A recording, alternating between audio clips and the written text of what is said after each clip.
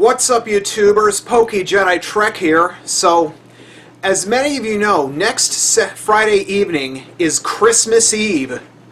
And as many of you know, Christmas Eve is the night where children are fast asleep, and overnight Santa Claus will come over and visit and deliver presents to children what they want for Christmas if they've been good. And in return, leaving some cookies for Santa himself, as well as carrots for his reindeer. And today's cooking video, I'm going to show you a classic type of Christmas cookie that nobody who likes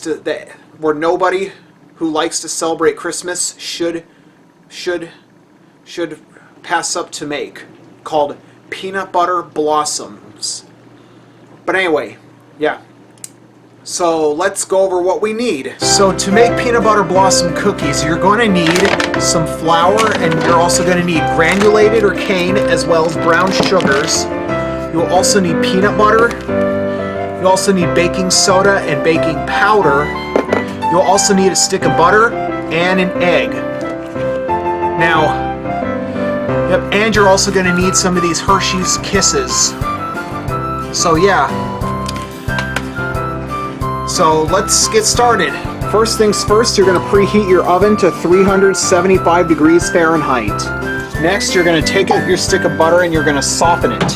So probably set it to the minimum possible auto time defrost at about, I don't know, about 10 seconds. And then set the power level.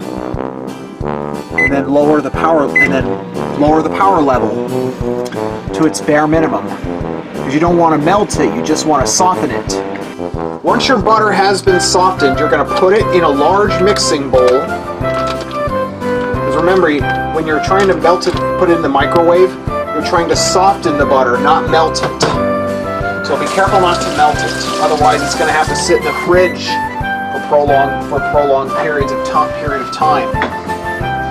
But anyway, next you're going to add half a cup. You're going to add half a cup of your granulated or cane sugar, or whatever type of sweetener you're going to use. And then you're going to add half a cup and you're also going to add half a cup of your brown sugar as well. Of your brown sugar. Cramp.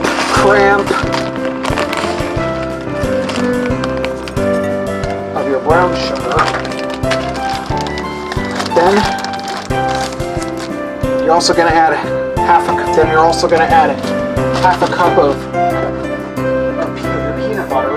And you may notice I'm going to be using powdered peanut butter instead of traditional creamy and stuff.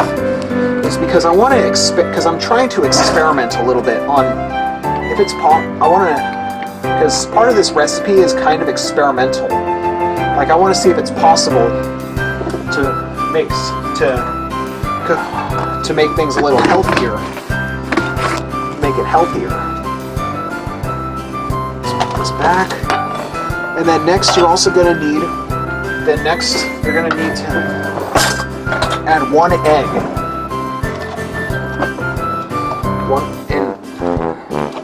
And I'm using egg whites because they're better for you. So I'm practically also experimenting to see if it's made healthier. Then you're going to mix this up. Yeah,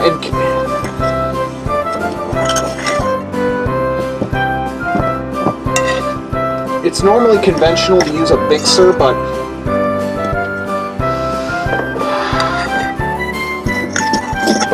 instead I'm going to be using a fork to try to mix this up. This is how it's looking like. So you're going to have to mix it up really, really well. I'll return so I'll kind of update you guys on how I'm mixing it. Well, this isn't really my best job, but this is how it should look like. And then next you're going to add, next you're going to add half a teaspoon of baking powder, as well as 3/4 of a teaspoon of baking soda. and you're also going to add 1.5 cups of flour. I just added the aforementioned ingredients, and now I'm going to mix them up a little bit. I'm going to mix them up until a dough forms.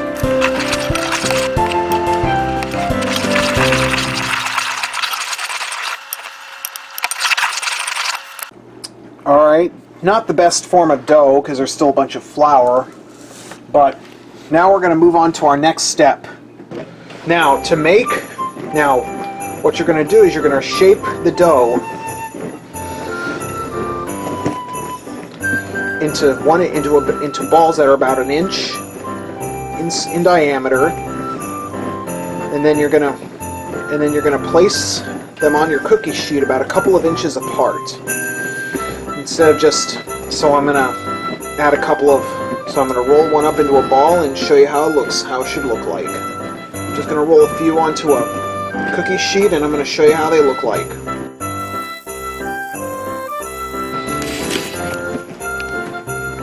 So this is how the balls should look like. Kind of hard to see because of the poor lighting, and it's not really my best, but I take it you get the idea now. So now you're going to pop these in the oven, and you're going to let them bake for 8 to 10 minutes.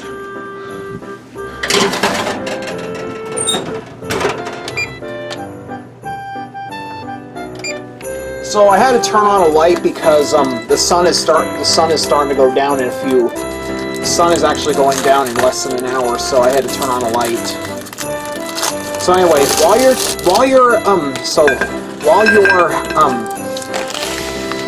while your cookies are baking, you're gonna start unwrapping these Hershey's Kisses one by one, because as soon as they're done baking, you're gonna immediately want to take them out of the oven and place the Kisses on top, and then you're gonna let them sit for and then press them in there hard for a couple of minutes. And you're gonna do the same on every subsequent batch you make.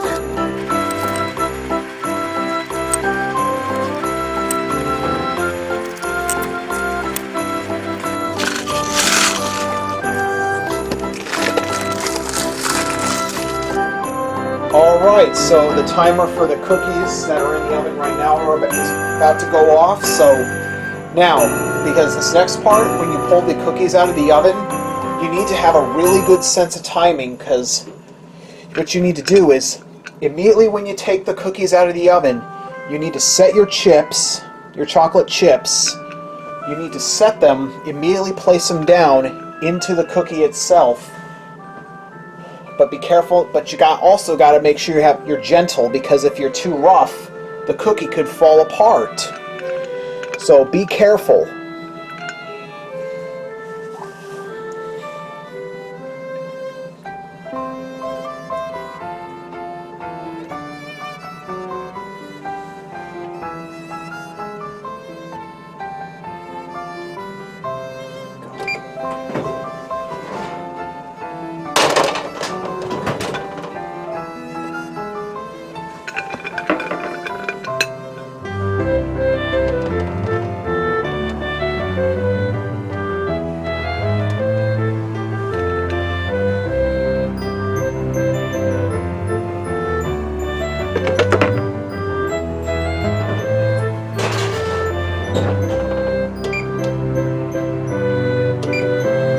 Alright, so I placed the chips down onto the cookies themselves, and now I'm going to let them cool, and then I'm going to sample one. Alright, so I'm going to sample a cookie, assuming it does not fall apart.